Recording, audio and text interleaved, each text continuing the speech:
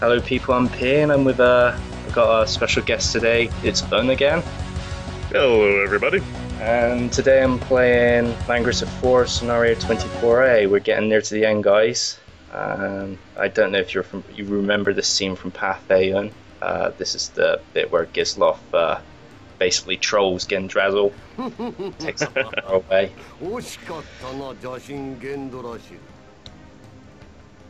You said before that you don't remember much of Path A, do you?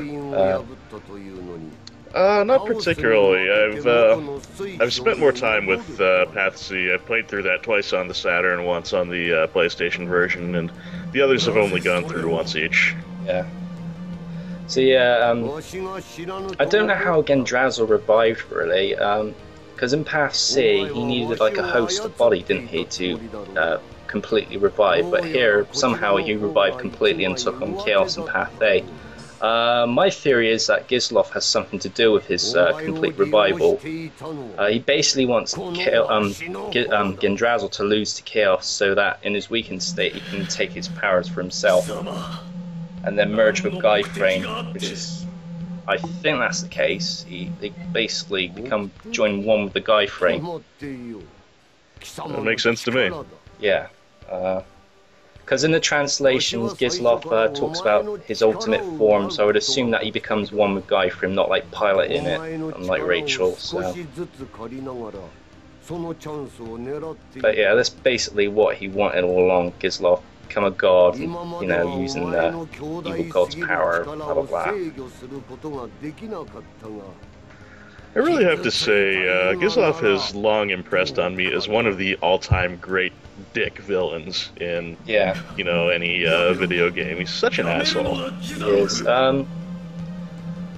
He just doesn't care for morality. He thinks it's all bullshit. He's one of those that just feels that he's I don't know. I don't know if I could call him a social Darwinist, or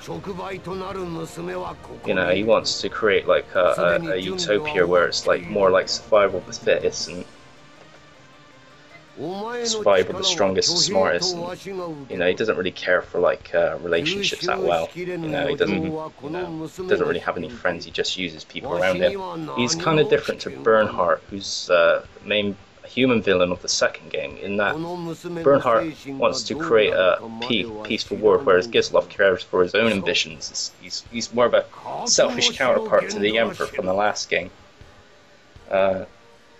But yeah, here we go. I don't know if Gendrazzle dies for good, or that he becomes one of Gizloff. I would assume that Gendrazzle dies and Gizloff or Gizaroff takes his power and then he becomes one of the guy for him here.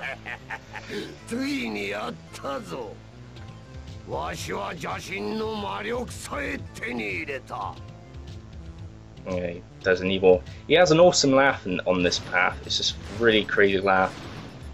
Yeah, I have to say his voice actor does a really great job in general. Yeah, I think he did work on Full Metal Alchemist. He played King Bradley, I think. I don't know if you follow Full Metal Alchemist, you probably don't, but he done... Can't say as I do. No, although, I couldn't swear to it, but I'm pretty sure he's also Geese Howard from the various Fatal Fury anime. Yes, he is. I think it was the film he did. I'm not familiar with Fatal Fury anime, but I think he did like the film for it, the animated film. Yeah. Yeah, there were also two OVA, and I'm pretty sure it was the same voice actor. Right.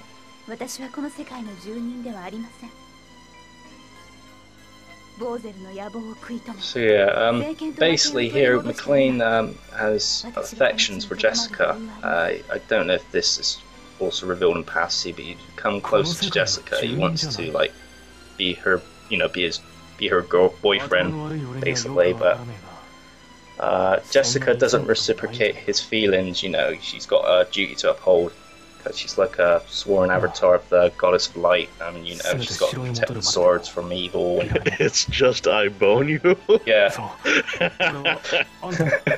That sounds really questionable. I bone you. We know what he's thinking. I might as well translate that. We know what he's thinking. He just wants Poontang. Immortal Poontang. What is this terrible energy? I just didn't take the translation seriously at this point. I just wanted to be a bit like Victor Arlen and just translate it how I see it. Right. What are you doing, playing? So yeah, he feels like the evil energies from Gizloff, who's now basically Guyfring Gizloff, you know, absorbed Gendrazel's power, and he can feel it, so can Jessica.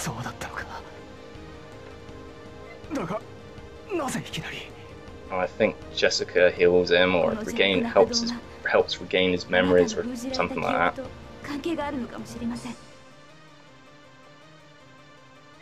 Yeah, with respect to what you mentioned earlier about Path C, this does come up, but I think it's a little more sort of perfunctory. It just kind of touches on McLean's interest in Jessica, but doesn't really go into it as much. No, I suppose not. I think in terms of the hardest final scenarios, I know this ain't the final scenario yet. I think the easiest has to be the Path C one. Like you mentioned, you just use teleport, go near to Gizloff, kill Gizloff, bang, that's it. Should be done in like 2 turns. Whereas Path A is probably the second hardest, and the most hardest might be Path B because you got to survive 20 turns, I think, and the enemies are like hard as nails to kill. Right. Yep. Path B is. I thought that was the hardest. I think. Unless you do Path C straight. If you don't use teleport in that and just fight your way to Gizloff, the final scenario of Path C is pretty evil. Yeah. Mainly because it's just absolutely choked with people who will drop meteor on you every turn.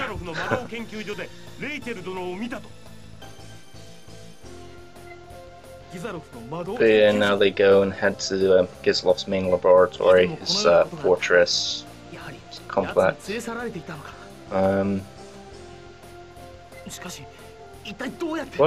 Well, Rachel is kind of like, she's kind of got higher magical aptitude and she was needed for Guyfrim, I think. That's why Gizloff took an interest in her. Another thing about the final scenario of Path B, if I recall, not only is there absolutely no way to cheese it because it's survived for X amount of time. Yeah. Don't a couple of your party mainstays just kind of desert you in midstream on that one? Yeah, I think Ricky deserts you, and I don't know about any other characters. If you attack his love interest, Shelfinil, he turns his back on you.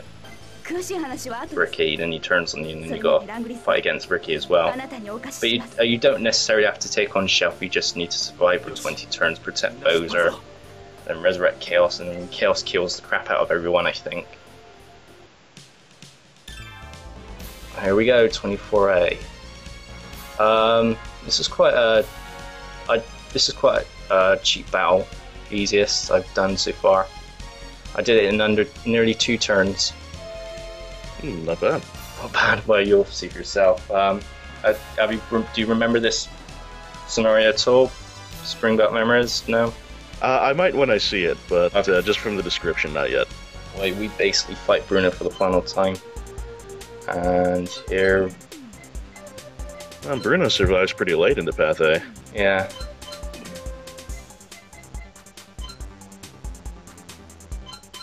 I do a quick battle prep here because this is a fairly quick battle.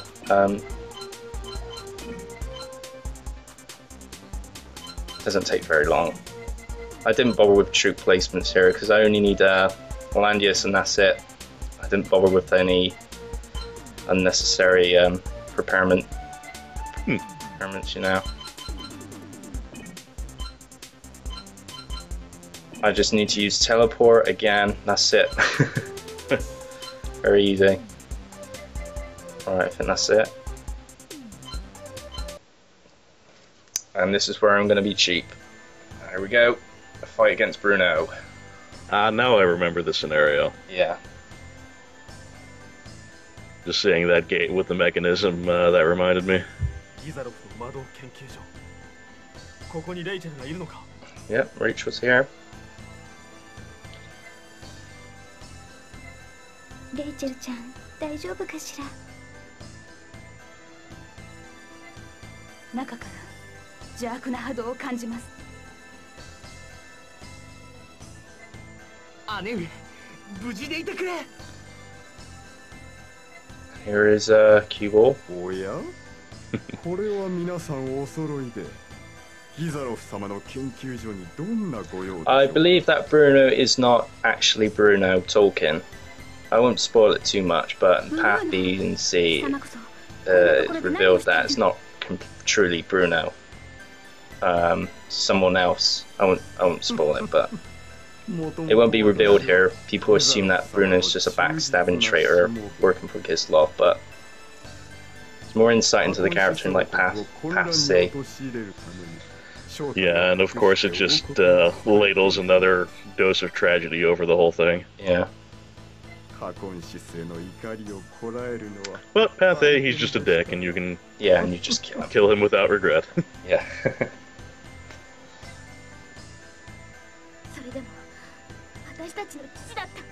I believe if you attack Bruno with the sisters, that you can get you know, a love index increase, but it just seems pointless now considering I did the love sequence in last scenario. Oh really? Well, I'm gonna prove you wrong. It's never formed to an enemy attack. I'm gonna prove you wrong in 2 turns, Bruno. Yeah, no one ever showed up with a game-breaking spell before. I'll show you, alright. I'm gonna kill you in 1 decisive blow. Okay, this is how I done it in nearly 2 turns. Oh, here we go. The whole gate thing is just a waste of time for me because I can just use teleport. Yeah, I think that counts as something you can do about it. Yep. Alright. Use again on the arbalists or ballista troops. But I don't use it quite yet. Now I use teleport. And our characters just do nothing. No, it's just waiting.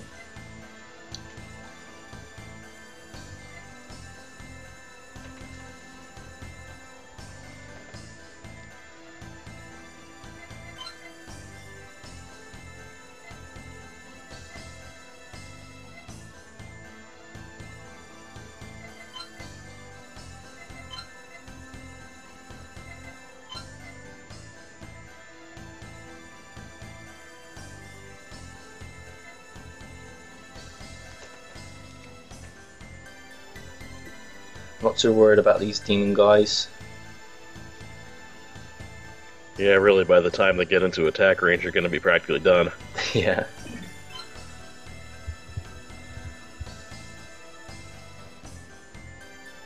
I'm just waiting to use teleport. If Shelf gets her go.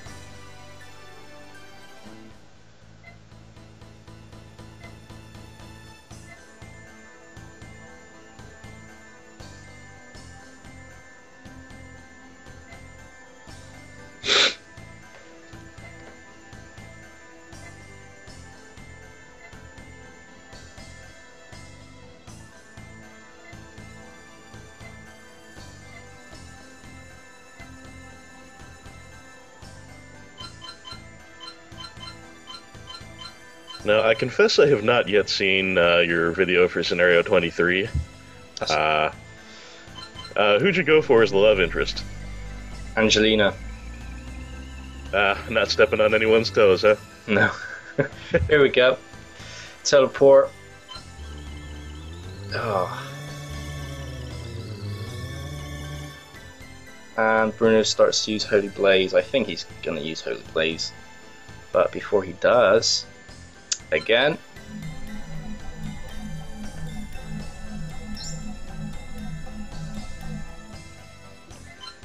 And now we just pawn Bruno.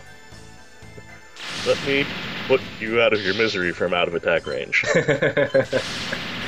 I know, that makes sense to me.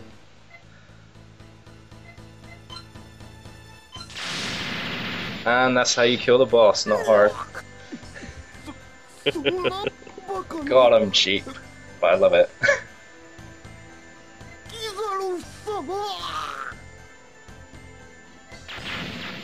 And that's it for the scenario. Bruno's done, and that's it. Same would have loved this scenario if he was available. Hated the last ones. He says, "Oh, when does the fighting start?" We did love this. Oh well. His fault for It not being starts available. about 5 seconds before it ends. Yes. I need to get promoted here. I don't know if they get EXP based on the amount of turns they do it in. Is it the less turns, the more EXP, or they get bonus PXP if you finish it in less turns? Don't know. Good question. I've not really. when it comes to the end of scenario stuff, I always just take whatever they throw at me. I never really paid much mind to it. Yeah, same here. I never really researched on it much. That's my theory. I know there's kind of like glitches in gaining EXP. I remember in scenario 22A, I was like using Jessica as Holy Blaze, and I killed some demon soldiers, but the EXP bar on Jessica didn't increase. So there's kind of a few glitches in Langrisser IV I noticed. They probably fixed it in the PSX version, but I don't know. I never really played that version.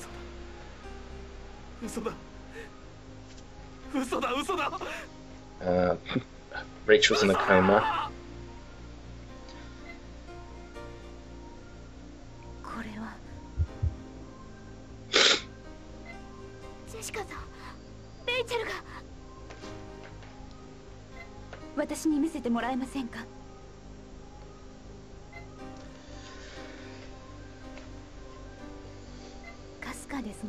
She's alive, but she's in a coma.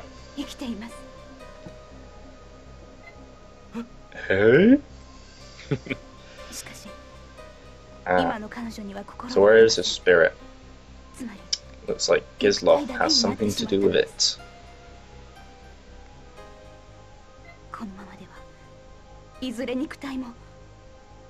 Basically, if she doesn't have her spirit back, she's gonna die, or something. Yeah, souls are somewhat important that way, I suppose. Yeah. Question him, you kill the guy. Yeah, I can't really imagine under any circumstances in which attempting to question him would turn out well. Well, that's it for 24A. See you later, guys. See you next time.